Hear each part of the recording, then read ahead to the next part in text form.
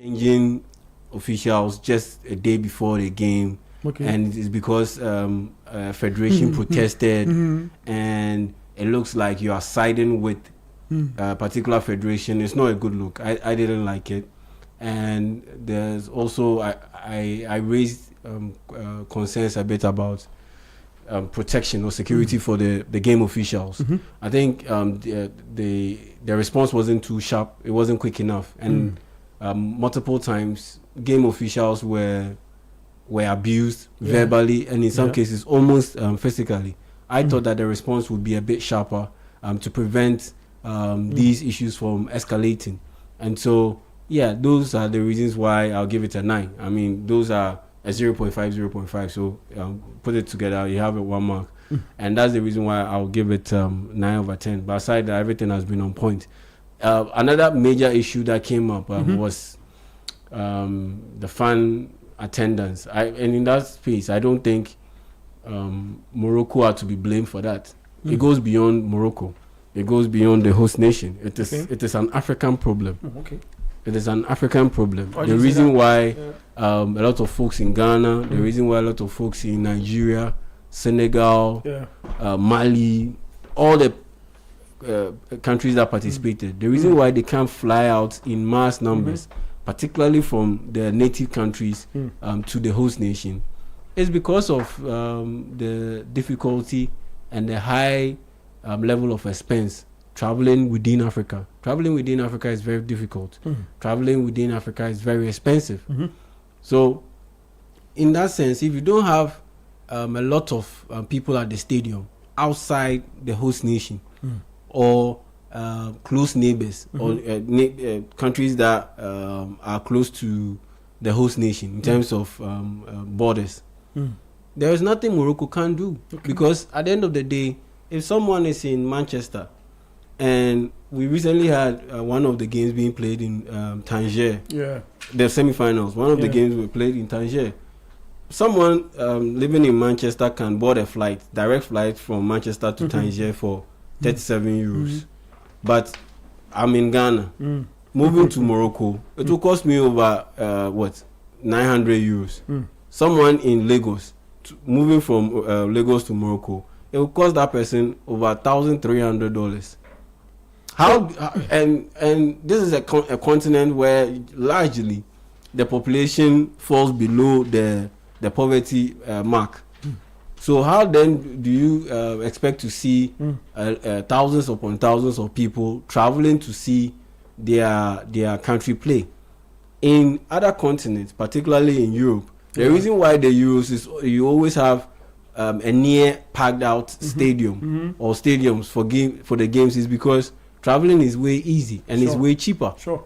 And I remember when we were on Panorama some time back, I even made this comparison. Where if I want to fly from Accra to Takoradi to visit my folks back home, I'll pay likely around 65, 70 euros. But someone who's in Belgium flies from Belgium to Portugal and the person pays 50 euros. You get it?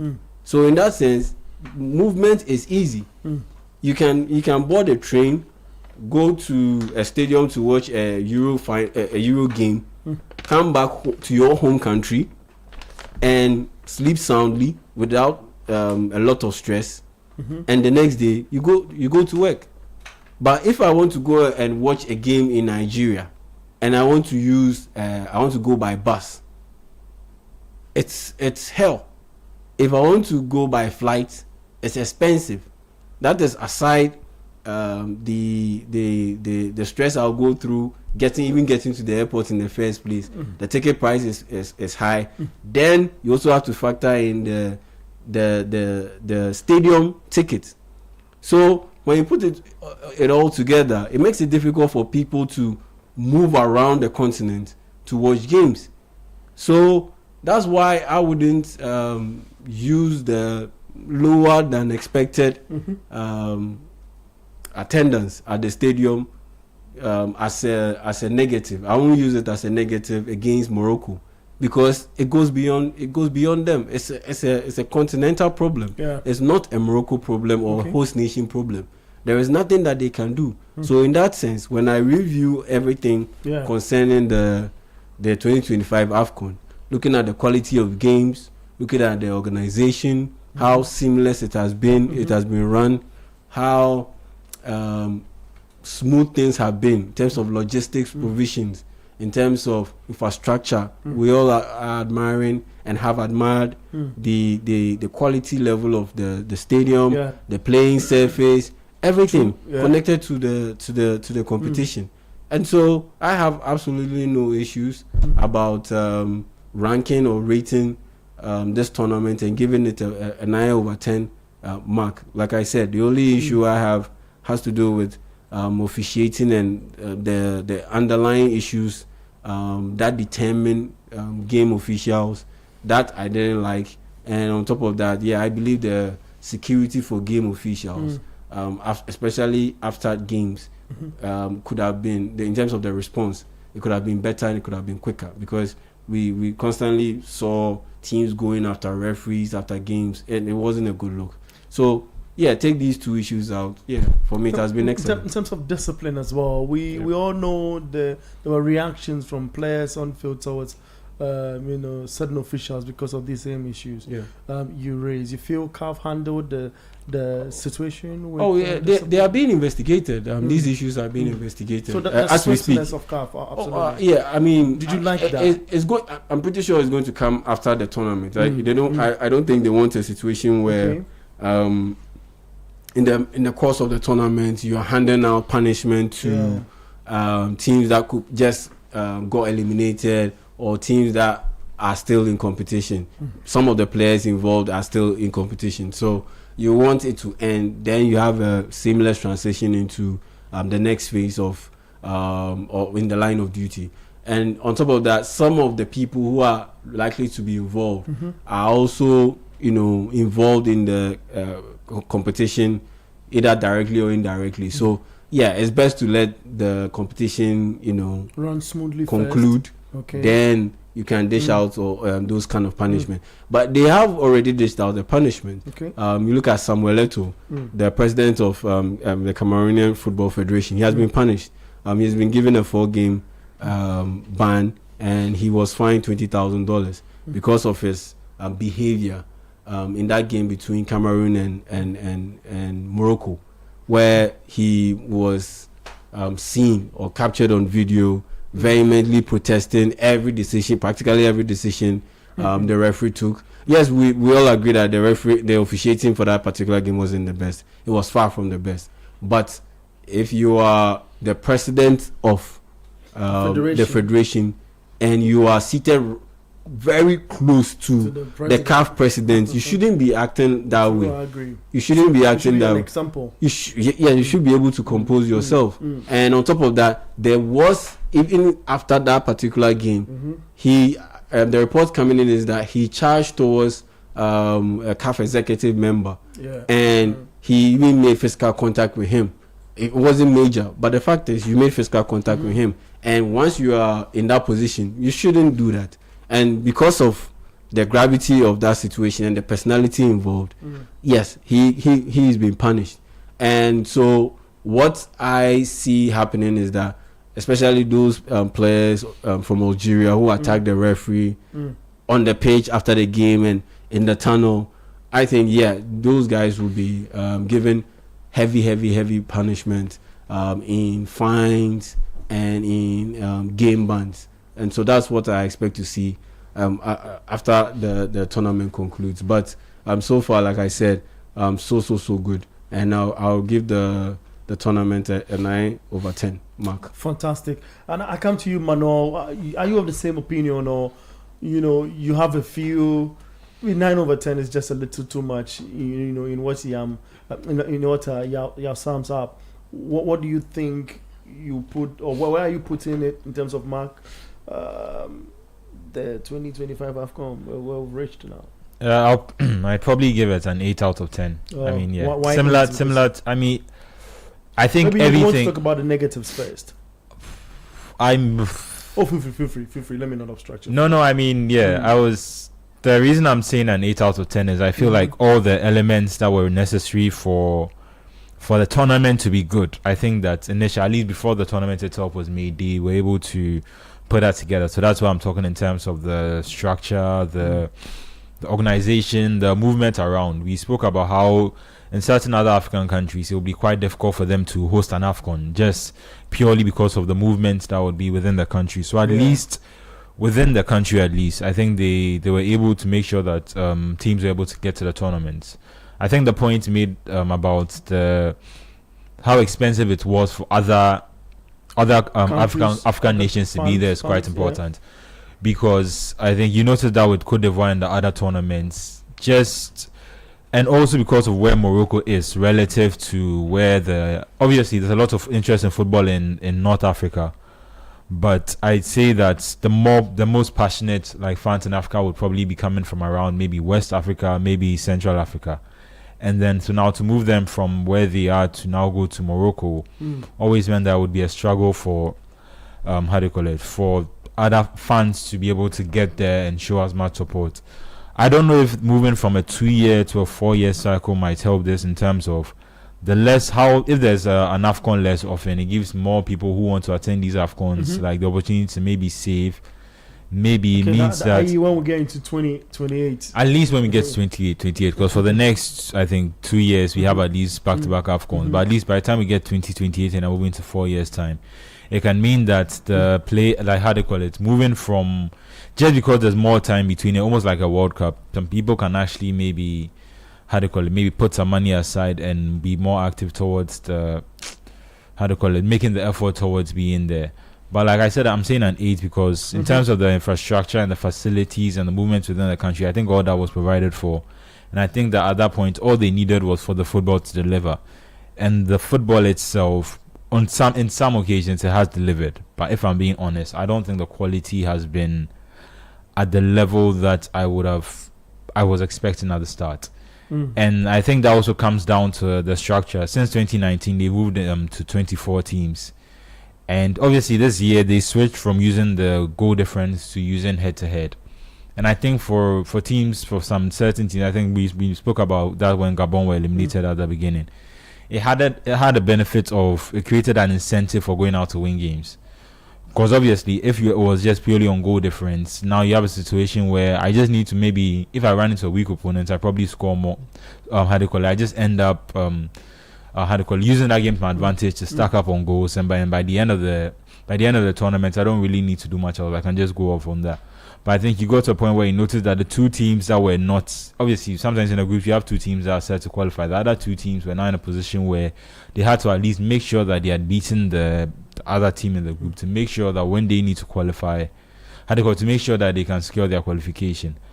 The football itself, like I keep saying, I don't think the football itself, at certain moments, I think I can even point certain games, maybe even the Nigeria-Morocco game, even the Egypt-Senegal game. I think both semi-final games, I was expecting it. Obviously, it's late in the tournament, so everyone is going to be tense. There's probably people are more worried about making a mistake necessarily than about attacking the ball. But I think it got to a point where tactically the games were set up and it became just a little too tight. It became teams had to edge games, whereas I was expecting, given the quality that some of these teams have, they would be able to at least come out and be more explosive in terms of how they attack.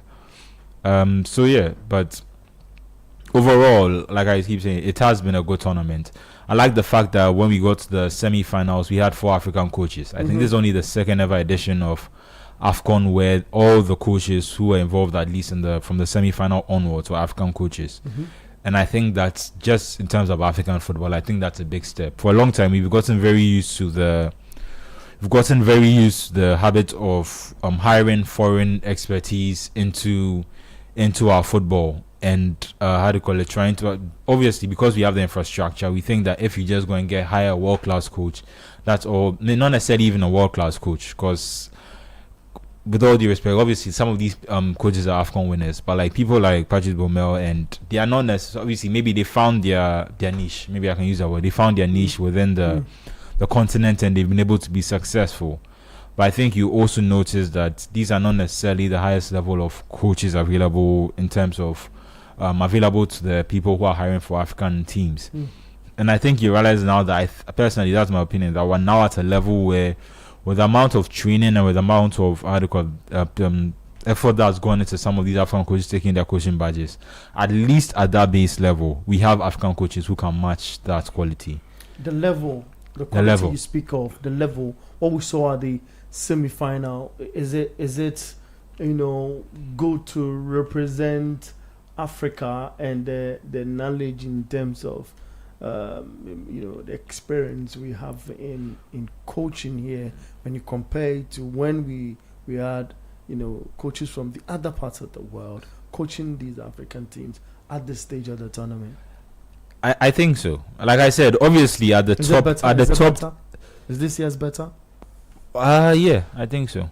So. I've been very impressed with Papetiao coming in for Aliou Cisse and having to almost immediately make sure that the team doesn't lose necessarily its structure and still has that balance. I've been very impressed. Getting them to another final, their second in 3 editions.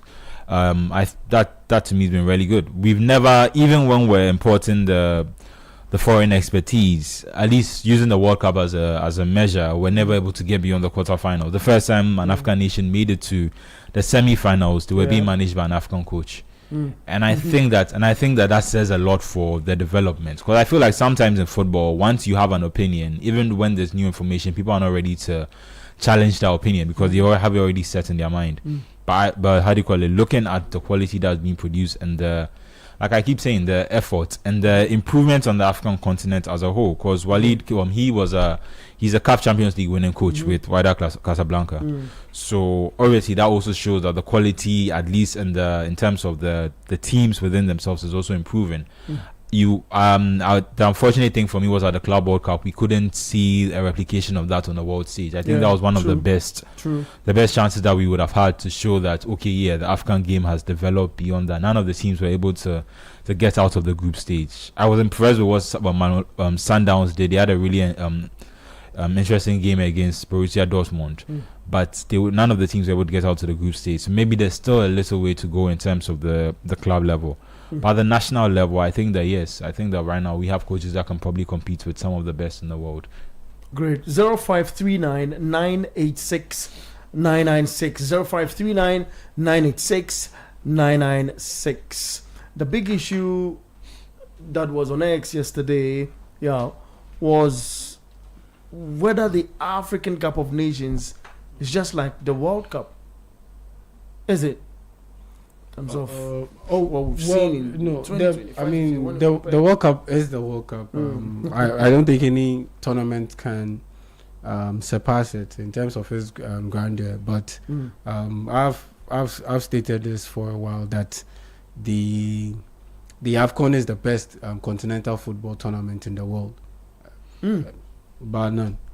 That's huge. Oh yeah, because we've watched the Copa America. It's boring. You take out 3 teams, 4 teams, the rest are all trash. They don't do well. I think just on that, you don't think you're even for South American qualifying, you notice that because they only have 10 teams and the top 6 teams go through, at least for this edition, and it means that the competition is.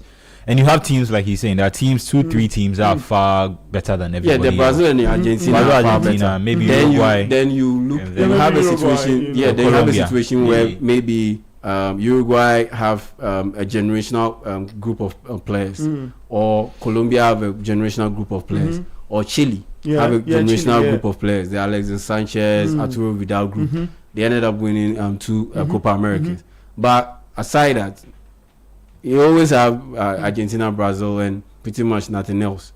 And so for you can't compare Copa America to the AFCON. The least said about the CONCACAF, the better. The Asian Cup, nothing to write home about in terms of competition with the AFCON. So the main competition is the Euros. Yeah. And we've seen the Euros in recent years. Yeah. We've seen the Euros in past years. In terms of raw competition, on the average, when you strike the average, the level of competition. Team strength. What do you put it? Team strength. Team strength, quality, experience, and everything in between. When you strike the average, the level of competition and quality of the AFCON is better than the level of competition and quality at the Euros. we shouldn't get it twisted that the aesthetics add a bit of shine to the Euros. The aesthetics come in the form of quality pitches, quality infrastructure, the stadium overall. Aside having great stadium, even the pitch itself has its own story, greatness about it. Then you look at the fact that the stadiums are pretty much packed. 95% they are packed. So it creates that brilliant atmosphere for a game, for a tournament. You get it. That's what you get. But you look at the AFCON. I mean, look at... you don't think tactically the US has a slight advantage? Tactically, I mean, no. Because right now at this point, you look at the profile of the coaches who are handling the African teams. And especially in recent years. Tactically, I don't see much difference. Because at the end of the day, like I said, when you strike the difference... When you strike the average, that's where Africa gets a bit of a notch or an advantage over Europe. Because the thing with the European scene is the ones who are good, they are super good. Okay. They make up the elites in the world. But you have a bunch of teams who are in the second tier. Those teams like the Germany, France, England, Spain, Portugal, they are in the first tier. They are in the top tier. True. African nations aren't there. You get it? Yeah. But once you go beyond that tier, the second tier, you have a boatload of African nations featured in that tier. You get it? And so if you have a high number of African nations featuring the second tier, then it trickles down to the overall quality of the competition, in the sense that you have more competitive teams playing against each other. You get it? Compared to the European scene where, for the most part, it is lopsided. Okay. You get it? Okay. And so that's why I say when you strike the average, that's the key phrase here. When you strike the average, that's why I will put the African competition or the AFCON tournament second to the World Cup, ahead of the Euros, and only second to the World Cup. No, make that point clearer. Yeah, when it comes to continental football, your last point here. Yes, when it comes to continental football, I'll put the AFCON at the top. Okay. Yeah, at the top, like it's number one. But like I said, no competition is trumping the FIFA World Cup. So that one, the World Cup is in a league of its own. Yeah, but when we are talking continental football, I place the AFCON above the Euros. Wow. Yeah, I place the AFCON above the Euros. We shouldn't get it twisted, because I mean, we've seen the Euros. I mean, we've seen the countries, some of the countries that play in the Euros. It's no, I mean, the overall quality. We watch the games. The overall quality, no, nothing major to write home about. Let's do this AFCON. The number of games that were poor, that weren't quality, they will even number up to 5. 5, agree. Maximum 4. Agree. Maximum 4. Maybe if you stretch it a little bit, 5. It won't go beyond 5. Look at the number of games that we played. All of them top level quality. The quarterfinals. Which game was terrible? None. It was the semi-finals that you had Senegal and Egypt play a drab game. Yeah. The knockout stages. Which game was trash? The round of 16. Even Sudan. Sudan that we thought wouldn't do much against Senegal. We saw them in the first 15 minutes where they scored that goal. Yeah. And they put Senegal under some level of pressure before Senegal responded and ended up beating them by 3-1. Yeah. That was a quality game. True. The terrible games, like I said, there were about other 4 of them. I think it was the Angola Mozambique game, just 1 or 2. That was it. If you add it all up, they won't go beyond 5. So when you play all these number of games and you have about just 4 or 5 games that didn't live up to the billing, and the overall quality was questionable or suspect. Yeah. Do you? I mean, that means that you have a quality competition. The argument that Ferdinand himself makes, saying during the AFCON period, if we choose to play it in December, January, there should be a break in the league. Yes. For us to have the AFCON. I don't really know why we keep on hammering on this issue, because they are bracing the European scene during that period. It is just one league that is bringing about all these headaches. The EPL. Yeah. It is just one league. And now even they are starting to reconsider their stance, because they've realized that by not taking a break, particularly in the World Cup year, or particularly in the Euros, a year that you have the Euros being staged, they end up hurting their players. True. Because all the other leagues will go on a break. Their players or their nationals will get rested, but your national team players will be playing games after every 2 days during that Christmas period. In the end, they end up building up a lot of stress in their system. Once the season is done, when they should be getting rest, then they'll start preparing for the Euros. Then they'll start preparing for the World Cup. And so their level of stress is quite higher than the other teams or who are also playing in the competition in Europe, like Germany, Spain, and co. So they've also realized that it doesn't help them. So now, if you read or take notice of what has been happening over the past 2 seasons, is that they schedule a lot of games before the Christmas period and then after the Christmas period. So within the Christmas period, you have a situation where a team like Man United, for instance, last season or last 2 seasons, they had a 10-day gap between the time they played their final game before Christmas and the time they played their first game after Christmas. 10 days. 1 solid week and 3 days. So within that period, if you let one of your players go for the AFCON, let's say 4 days or 5 days before the 10-day period kicks in, that would mean like what, 2 weeks? 2 weeks. And if the player ends up, his nation ends up getting kicked out at the group stage, the most number of days that you miss out on the service, or the most number of games that you miss out on the service, are just 3 games. And you know the great part of having the AFCON within the middle of the season, as soon as the player exits the tournament, he is not coming to take a break or rest. True. He's already in play mood. So as soon as they get kicked out, they move over to their respective clubs and they are playing in the next game. True. And Jackie Williams, the last AFCON, we got kicked out at the group stage. I think it was on a Wednesday. That evening, he flew over to Spain. The following day, they played against Athletic Bilbao. Played against Barcelona. He scored a goal. He played in that game and he scored. Amad Diallo and Brian Mbeumo, didn't they just get kicked out at the tournament at the AFCON? Tomorrow they are in line to play. True. They've been training over the past 2 days. There's no need to rest them because they are in play mood.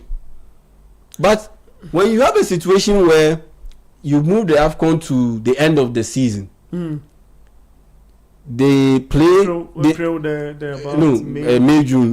June, July. Now they finish the season, then they go over to their national teams. They just can't rush back into training again because it's been a long season. They've played for about 9 months of football. So definitely they'll get some break or rest period before they go to training camp, national team training camp, and start building up for the AFCON if it is moved to June, July. Now that stop start, it doesn't even help the players because at the time you need to be resting, your mind is focused on the tournament, so you don't really get proper rest.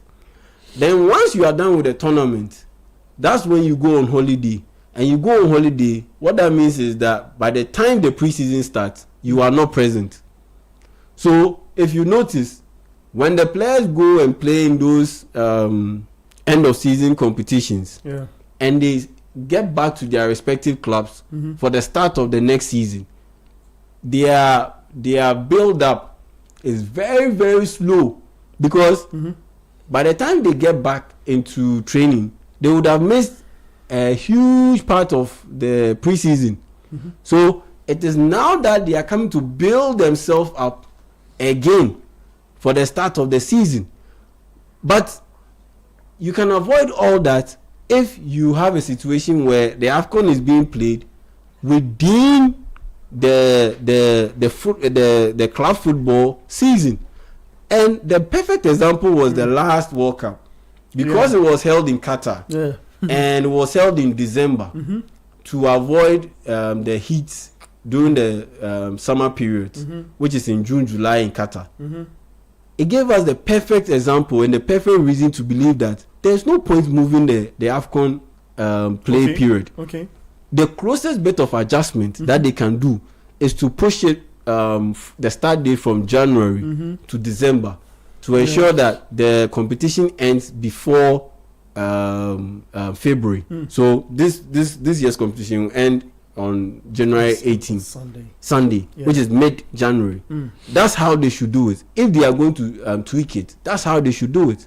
Because at the end of the day, that World Cup, players were relieved that they didn't have to reset themselves, their psyche, their body, after a long season to play a tournament in June and July. Because that tournament, it was played in December. So in the middle of the club football calendar, they took a break. But rather than going home, rest, then come back, they just moved straight into camp because their body was in play mood. And after the World Cup, they had just 1 week break or something. So they just came back and off they went.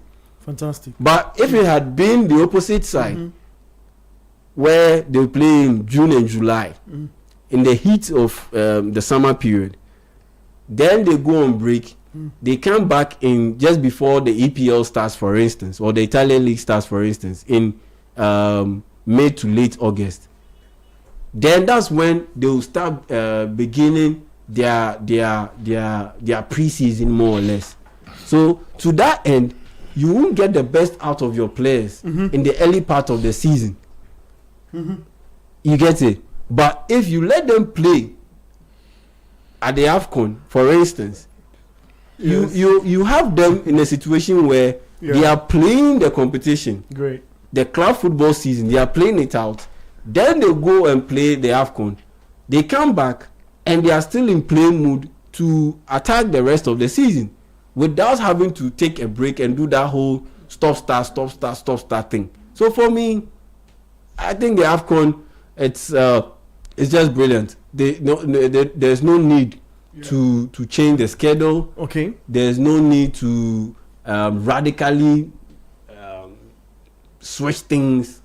The only thing that possibly could be done in terms of changes, like they proposed that we move, they've decided that they are moving it from 2 to 4.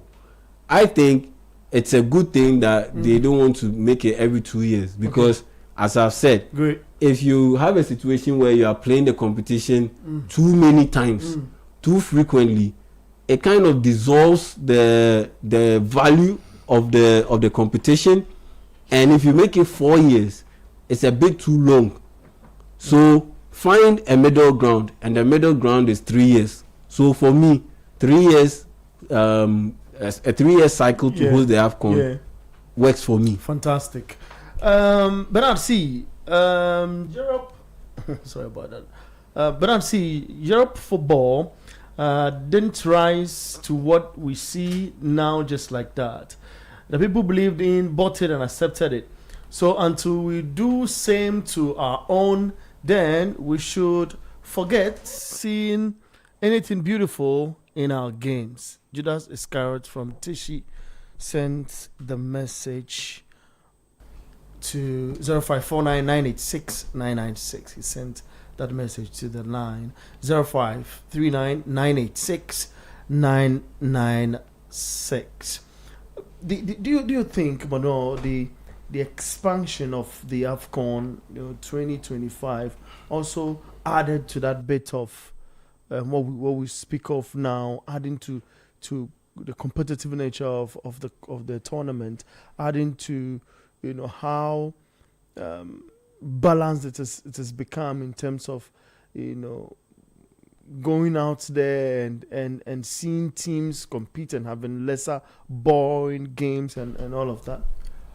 Not necessarily. Hence second to the World Cup in terms of competitions, if you agree. It's a debatable point. It's a debatable point. Why do you say so? Because, like he said, there are different measures that are used to, how do you call it? There are different yardsticks that are used to measure these things. So to necessarily have use just like you gave me one measure, I think would be slightly unfair. That's why I think it's a debatable thing. Because obviously there are some good points about how they call it, the teams competing in Africa. Like you said, the base level, I think at the base level, like Yao said, we have far more competitive teams. Personally, I think that's a population issue, but that's not necessarily what's always going to happen. But if you look at countries like Latvia and Moldova and Liechtenstein, like these are countries with like very, very little, like few people in them. Faroe Islands, countries like this, these are countries that are not overly populated. So for even because of the way the country is structured, these are still going to be independent nations that want to compete and play football, how do you call it, representing themselves rather than as a how do you call it, coming together to form a football nation or something like that. So I can understand why once it gets to being competitive just purely by manpower, I think that's something that also surprised a lot of people. In 2016, when Iceland knocked out England in the round of 16 at the Euros, you not necessarily the population correlates to footballing talent, but the larger your population, the more likely it is that you are going to be able to, produce multiple world-class footballers. So I think that contributes to why the other nations at the Euros sometimes they are not able to be as competitive. So so in terms of African football, we have the level is much closely matched. Whether that necessarily translates to the African football being better, that's where it becomes a debate. Obviously, to me, I think the level is much closer.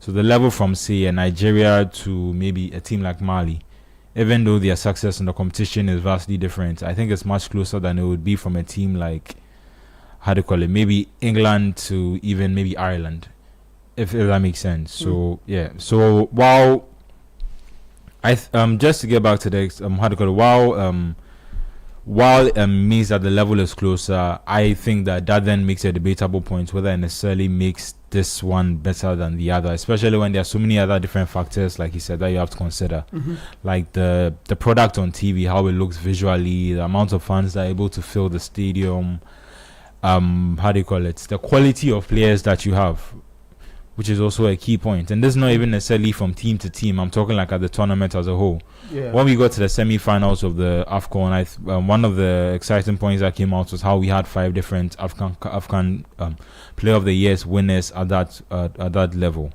But then I think when you go into Europe, then now you have a certain point where you may even have some Ballon d'Or winners. If that makes sense, like you could have Dembele playing against Luka Modric. Like you can, it's a different level, obviously, and certain things also determine how you measure the quality. In terms of the competitiveness at this AFCON, I don't necessarily think the expansion has helped with that. But I've been pointing out throughout the tournament that the fact that you can win one game, or you can even do it like the way Mali did and just draw 3 games and still progress to the next stage of the competition, is a little worrying. It's similar for the Euros now, because the Euros have also been expanded. So they also get to the round of 16. You have the best third place teams qualifying. So it's not necessarily a problem that is distinct necessarily just African football or the way we organize our continental football. But how do you call it? If you get to a point where at the beginning of the competition it becomes very obvious that competitiveness wise, like you don't have to win every game, if that makes sense. You can pick and choose your moments. Like you can decide that, maybe against Morocco, we don't fancy our chances. But when we come up against Comoros, just using that group as an example, that's the game that we can go out and win and then secure our qualification to the next round. And that, I think, in terms of just the competition as a whole, I think it defeats a lot of the purpose of expanding the tournament.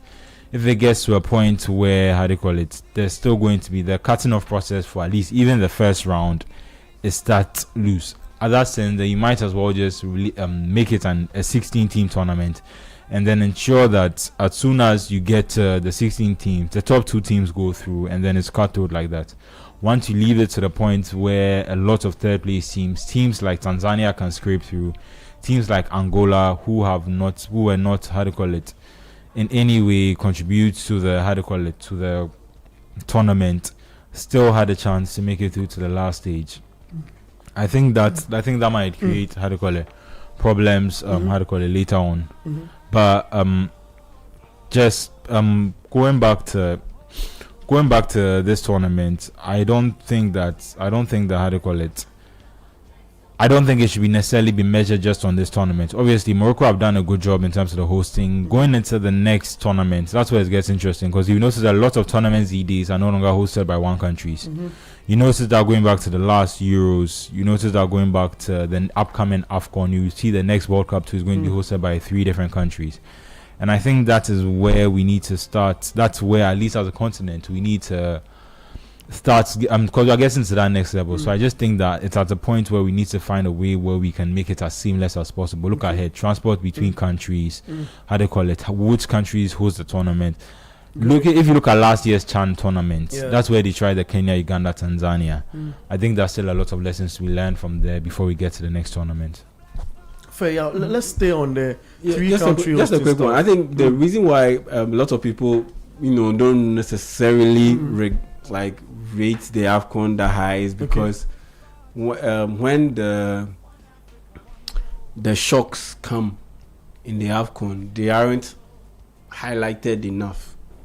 For example, when the shocks come, they aren't highlighted enough. For example, and when for example, can you give an example? I'm coming to it. And when the other issues, like a little bit negative, they are the ones that are hyped up. Okay. But sorry, just on the upset thing, it comes down to the same point you made. So now, if the teams are at a more similar level, like a high quality level, Nigeria is just a little bit above a different team.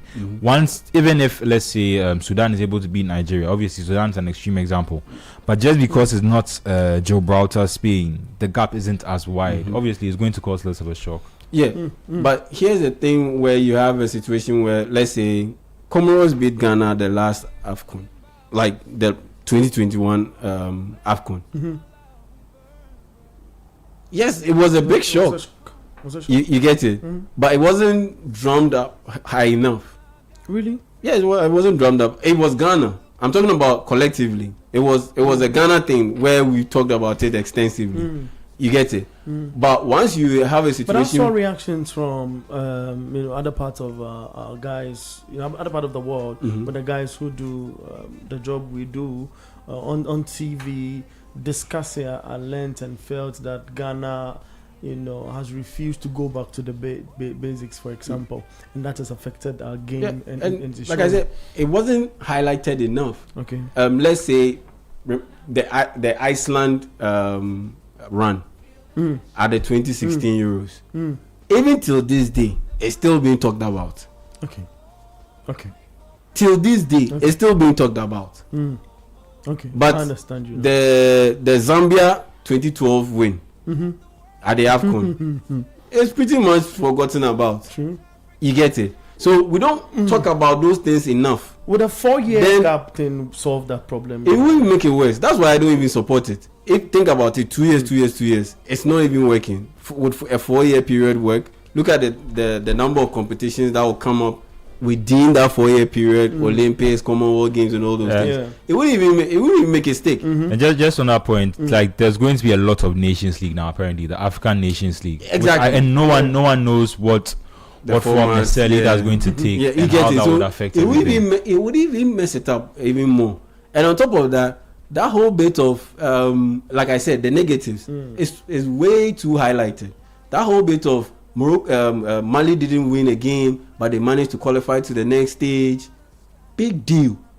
Portugal won the 2016 Euros. Did they win any game at the group stage? They didn't win a single game. Yeah. They drew all their 3 games. But we've had they drew all their 3 games. We've had a similar example in the AFCON, haven't we? That's what I'm saying. That people are highlighting it as a negative. That Mali qualified to the round of 16 stage without winning a game. Big deal. Portugal won the 2016 Euros without winning a single game at the group stage. That one to what we go talk. Well, the point is more. Get it? Yeah. No, I get it, but the point is more about a lot of negatives are overly highlighted, but the positives are not talked about enough. It's a tournament. It happens. You can draw your way to qualify to the knockout stage. Then once you get to the knockout stage, that's when your momentum catches up with your quality. Then you start picking up form. It happens. So I don't think it's a big deal. At the end of the day, Portugal, like I said, 2016, they won the Euros. They didn't win a single game at the group stage of that tournament. It was after they qualified to the knockout stage that they started picking up, and they went all the way and they won the tournament. But Mali, as soon as they got out of the group stage, they got kicked out because the like I always say, water always finds its level. Water found its level. That's why I say that AFCON is the best continental football tournament in the world. Wow. So, like I said, the negatives with the AFCON is overly highlighted. The positives are not necessarily given the spotlight as they should. If you talk about this AFCON, people will point to, the stadiums were good, the pitches were good, and pretty much ends there. Then they'll start talking about referee Daniel Lai and Issa Sai and this and that, forgetting that the quality of football that we've seen is way higher than we've seen in other tournaments, to the extent that people were even questioning that if Ghana had gone to this tournament, indeed we would have found our smoothness level, and some would have even pushed for Otuado to be sacked because of the quality of games that we saw. It's true. I don't get it. I've heard a lot of discussions in that direction as well. What do you think? I see you want to poke into. I just on the Mali thing, the Mali points constantly is mainly because of the expansion of the tournament, and because you don't need to necessarily be as impressive in the group stage to get out. It allows these certain teams to get out. Portugal got better as the tournament went on. If that is clear, that is why they went on to win the tournament.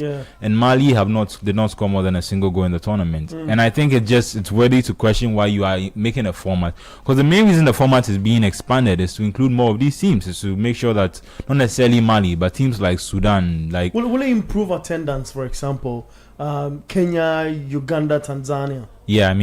Those are the CHAN wasn't well attended. If I'm using that, I'd probably say no. But how do you call it?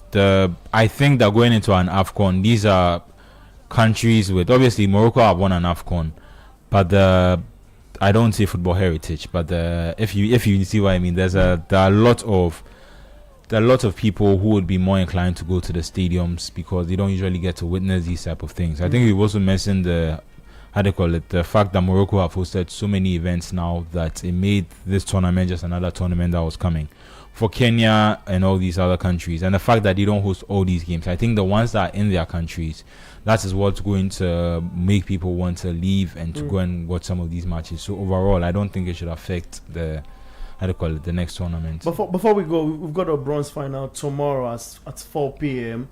Tomorrow's a Saturday, right? Yes, tomorrow. So tomorrow at 4 p.m. You think Nigeria is winning? I think Nigeria would win it. I think although they are both demotivated, I think Egypt will be far less demotivated.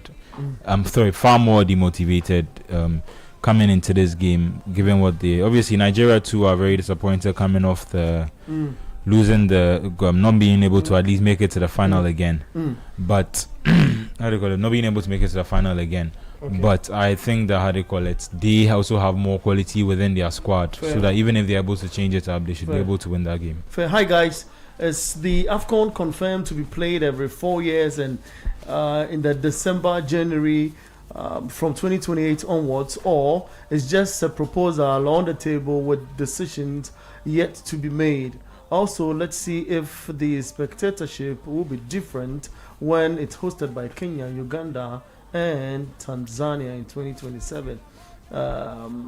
It will help us understand if it's been hosted. It's been hosted in Morocco affected the stadium attendance. Nana from Machimota. Yeah, I mean, just on that, my theory is that it's one of those things where how do you call it, Motsepe is just dripping it slow by slow. So the first stage is to test whether people accept the 4 years, and I think the next stage was obviously including it with the Nations League. And with that, I think that he's eventually going to. I think I heard Asamajan also speaking on this about how he wants it to be moved to the summer. I think that eventually it's going to move to in the summer. The problem with that is it's going to create a competition with the Euros and other tournaments that are happening during that time, which I think adversely affects the AFCON itself. But I think eventually it's going to be proposed as something that would happen during the summer as well. Yo, out of 10, Patrice Motsepe, which is introduction. I just want a yes or no. I just want a number and no explanations. How are you rating Patrice Motsepe with a lot of introductions to African football? From the marketing perspective, great. But in terms of the competition itself and the shenanigans connected to the competition itself, not so great. Okay, thank you very much. Because you can't appoint a referee, Morocco protest, then you change the referee a day before the game. Great. Yeah, I don't agree with that. Thank you very much, Yao Jaminta and Manuel Kwache as well. This has been Inside AFCON on 97.3 Citi FM. I am Bernard Baker Jubi Riafi Akantan, seated for News at 4. Let's get into it now. The warriors of Zimbabwe stand tall.